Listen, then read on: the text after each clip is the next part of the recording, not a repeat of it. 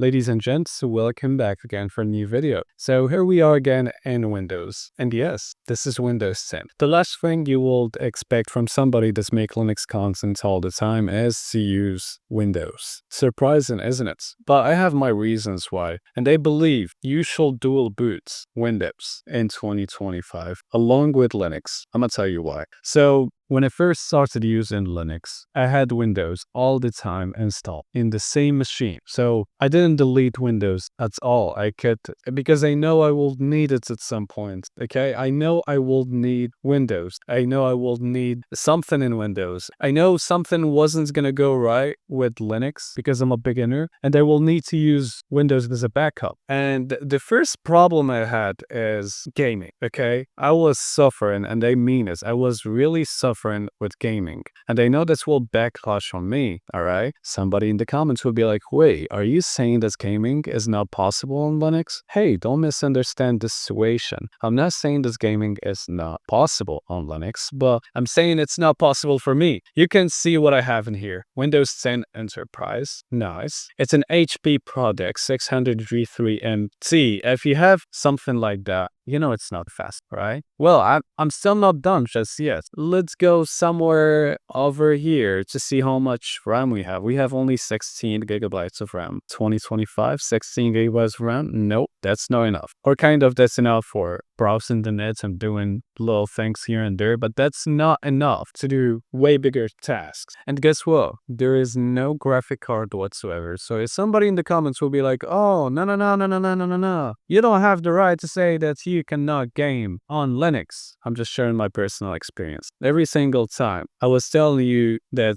I cannot game on Linux, I mean it. I seriously mean it. I cannot. It's not because I don't know how to game on Linux or that I'm doing something wrong. It's simply that my desktop or my PC doesn't have the power to it. I mean, what do you mean? You, somebody with a great graphic card and amazing specs, comparing yourself to me with not even a graphic card and telling me that I can game on Linux? No, I cannot. And I will end this here, you know? That's the first reason I'm not using Linux for gaming, because basically I don't have the specs to game on Linux. So that's why I keep Windows. The second reason is to mess around as much as I need, okay? So I'm kind of a lazy person. If you know me personally in real life, you will notice I'm the laziest person alive. And I just don't want to break my Linux distribution every single time. And I don't want to mess around with it that much. Because I got really sick when I first started using Linux. I broke that thing a million times. I broke my Arch installation more than 10 times. I broke Endeavor more than 3 times. And, you know, every single time it's a headache to restore everything and get everything working back and functional just like it was before. And that's why I just keep Windows, so I can mess around with it, do whatever I want with it. And even if it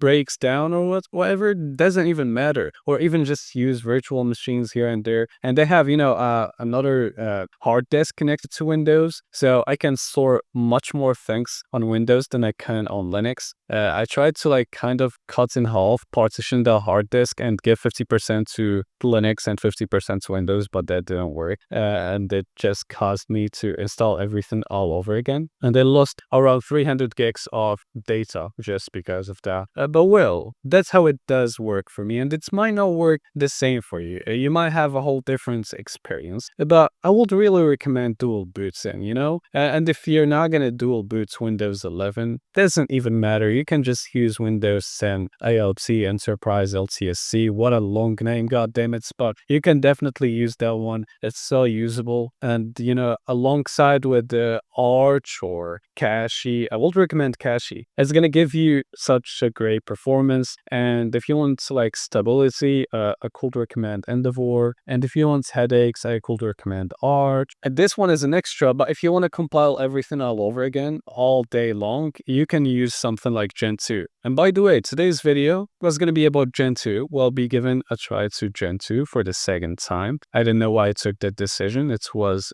complete stupidity. But I installed Gentoo and it was a big headache to the point where I canceled the video idea. So also add that to your list. I was gonna make a video about Gentoo. Those are like the two main reasons why I still have Windows installed. It's not the best, all right? I can admit that even Windows 10 is not really cool. I'm not cool with it. You know, when I be using Linux for too long and I start using Windows again, even Windows 10, it doesn't feel right for me. I'm just so used to the smoothness of Linux. And this isn't really cuts in it for me. No, I'm not a big fan. I don't know. Maybe it's just me. Maybe I'm the problem. And yeah, rather than that, I will delete Windows. I will completely delete Windows. Like if I just had just a low-end AMD graphic card, bro, I'm gonna vanish from Windows. That's it. It's gonna be the end.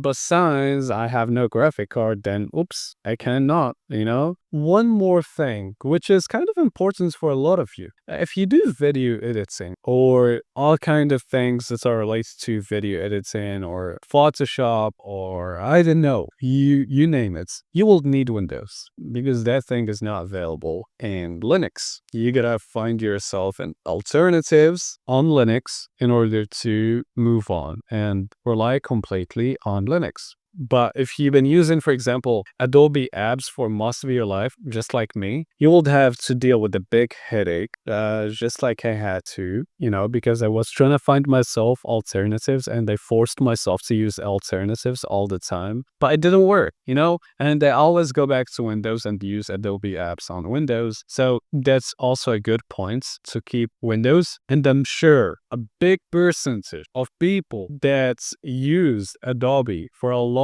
period of time are now willing to just switch to Linux and rely on alternatives. No matter how you're going to try to explain that to me, I'm never going to believe you. Because there's people that's built their own career on those Adobe apps. And I know, you know, those alternatives on Linux are still good. They're amazing. But not everyone is willing to put the time and energy to learn everything all over again and start from zero like it was day one. But at the same time, I believe it's just a matter of time because me, myself, I was an Adobe user, okay? I was somebody that's rely 100% on Adobe applications, and believe me, you can just get rid of that if you're willing to put the time and energy to learn everything all over again. You know, I had to learn how to use Kdenlive. It was kind of complicated and kind of silly at some point, but I learned how to use it. And let me tell you, this video you're watching right now was edited on Kdenlive on Linux. So if I did it, you can do it. All right. And those were my main reasons why I still have Windows. Really, that's all about it. You know, if you're gonna question me a million times, I'll still give you the same exact answer. Nothing gonna change. And if you're dual boots in Windows and Linux, I'm interested to know why you're keeping Windows as well. Let me know in the comments. This was really it for today's video. If you enjoyed watching it, don't forget to leave a like and subscribe. I will see you in the next one.